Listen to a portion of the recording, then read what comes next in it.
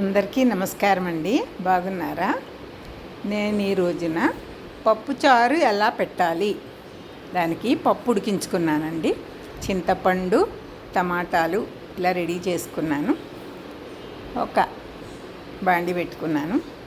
దాంట్లో తాలింపు కోసం ఆవాలు, మెంతులు, జీలకర్ర. ఇది దోరగా వేగాలండి. వేగుతున్నప్పుడు ఎండుమిరపకాయలు, పచ్చిమిరపకాయలు, వెల్లుల్లిపాయలు ఇవన్నీ కూడా దోరగా వేగాలండి.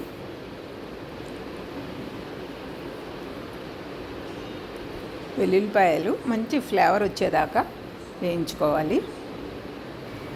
మెంతులు అవి వేగిపోయాయి.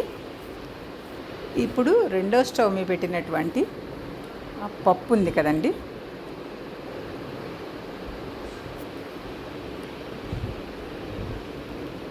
ఆ పప్పులో చింతపండు పులుసు, టమాటా చింతపండు కలిపిన ఆ పులుసు నీళ్ళు పోసానండి. అవి మరుగుతూ ఉంటాయి. ములక్కాళ్ళు వేసుకోవాలి, కరివేపాకు వేసుకోవాలండి. కొంచెం దానికి సరిపోయి సాల్ట్ వేసుకోవాలి. కళ్ళుప్పు వేసాను. కొంచెం పసుపు వేసుకోవాలి. అవన్నీ కలియబెట్టుకోవాలండి. చక్కగా ఉడుకుతూ ఉంటాయి. ములక్కాళ్ళు ఉడకాలి కదా. కొంచెం కారం కూడా వేసుకోండి. కొద్దిగా బెల్లం వేసుకోవాలండి. టేస్ట్ చాలా బాగుంటుంది. అదేమో ఎక్కువగా ఉండదు. కొన్ని ఉల్లిపాయ ముక్కలు ఈ పాటిగా వేయాలి. కొంచెం లేటుగా వేస్తున్నాను.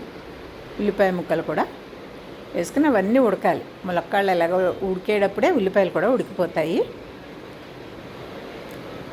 సిమ్లో పెట్టి చక్కగా ఉడికించుకొని తర్వాత కరివేపాకు వేసుకోవాలండి. కొంచెం కొత్తిమీర వేసుకోవాలి. ఇందాక వేయించి ఉంచుకున్నాం కదండి తాలింపు, అది ఇప్పుడైనా వేయించుకోవచ్చు. ఇందాక వేయించి పెట్టాను కనుక అది ఇందులో కలిపేసుకోవాలండి. చాలా టేస్టీగా ఉంటుందండి పప్పుచారు. ఇంట్లో అందరికీ కూడా చాలా ఇష్టం. పప్పుచారులు ఎవరు ఇష్టం లేని కుటుంబం ఉండదేమో అని నేను అనుకుంటాను. అందరిళ్ళలో కూడా ఇది అప్పుడప్పుడు పెట్టుకుంటూ ఉంటాం కదండి. దీనికి ఎక్కువ పప్పు అక్కర్లేదు, కొద్దిగా చాలు. ఇలా పప్పుచారు పెట్టుకుని దీంట్లో ఇడ్లీలోకి బాగుంటుంది, దోశల్లోకి బాగుంటుంది, అన్నింటిలోకి కూడా చాలా బాగుంటుందండి. నేను పెట్టిన పప్పుచారు మీకు నచ్చిందా? నచ్చితే లైక్ చేయండి, షేర్ చేయండి, సబ్స్క్రైబ్ చేసుకోండి. ములక్కాళ్ళవి ఉడికేయలేదు ఒక్కసారి చూసుకోండి.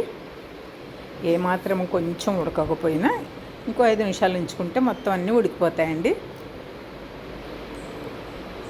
అసలు పప్పుచారు అప్పడంతో తినేస్తే అసలు సరిపోతుందండి. లేదా బంగాళదుంపల వేపుడు, బెండకాయ వేపుడు, అరటికాయ వేపుడు ఇలాంటివి కూడా వేయించుకుంటే చాలా బాగుంటుంది కదా. ఇలా కొంచెం బాగా మరిగితే పప్పుచారు టేస్ట్ ఇంకా పెరుగుతుంది. దాన్ని ఒక బౌల్లోకి తీసి ఉంచుకున్నామండి. ఈ మా రెసిపీ మీకు నచ్చి ఉంటుంది తప్పకుండా కదా. మీరు ఇలాగే చేస్తారా? అందరిళ్ళలో కాచుకునే ఈ పప్పుచారు నచ్చితే తప్పకుండా మాకొక లైక్ చేయండి. Thank you. పప్పుచారు రెసిపీ పెట్టాలని ఎప్పటి నుంచో అనుకుంటున్నానండి. అది వాళ్ళ దాకా కుదరలేదు. ఎంజాయ్.